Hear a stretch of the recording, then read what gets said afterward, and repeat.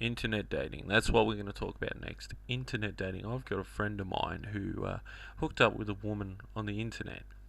Now, she claimed to be this beautiful, absolutely stunning woman. He saw photos of her, he even heard her on the phone, and I'm not too sure, that he webcammed with her, which means you can see each other over the internet. Now, the problem here is that when he eventually met up with this woman, she actually looked nothing like what she said she was going to look like. In fact, she looked like the total opposite. Now, the problem with this is that on the webcam you think you see what you see, but she might have changed the look, she might not have. He didn't really explain that. The point is that internet dating, is it a good thing or is it a bad thing? Now, from my experience and from me helping some people that I know out with getting into relationships or finding relationships, it's all about where you fish. Now, when I say where you fish, I mean it's where you cast your line. If you cast your line out into a dirty, scum-filled pond, all you're going to get is guppies and like disgusting types of fish. Where if you go somewhere where the water's all nice and fresh and you cast your line out, you're going to catch something that's relatively good. And this usually means where you go to pick up. Now, a lot of my friends go to bars and pubs and clubs and try and pick up, and that usually only lasts probably a night. And if it doesn't last a night, it's usually you find out that the guy or the girl that they're with is some sort of drug addict or drug fiend and has all these emotional, psychological, and paranormal problems. Like you wouldn't believe how many people go out.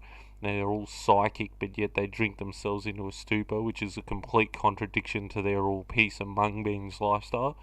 And then you get into the people that really try to find themselves, really try and look after themselves, like the people that go to the gym. Now, if you go and try and pick up at the gym, obviously nobody wants to be picked up at the gym. It's nice to have a stimulating conversation, but and it could be a fantasy. I guess it could be a fantasy, but if you're going to the gym, you just really want to work out. You don't really want to be picked up. But let's say you go to the library, or you're there to read, and possibly you could talk to someone, but you'd have to be really quiet. The best place, probably the best place to ever find somebody who's suitable for you is social events that you like. Like, let's say you work at a canteen or something like that, and you want to improve your cooking, and you go do a cooking course. The people in the cooking course share a similar hobby or style of hobbies as you. So the point being is that you can find somebody based on the social sports or social things that you already do. And one of the other best places to go is a place where you can find the type of person you're looking for. Like, let's say you want a very, very strong, independent, and business person. You'd go into the city to somewhere where business people have lunch and so on and so forth. Now, this isn't about how to pick up. This is simply about asking the question, is internet dating bad?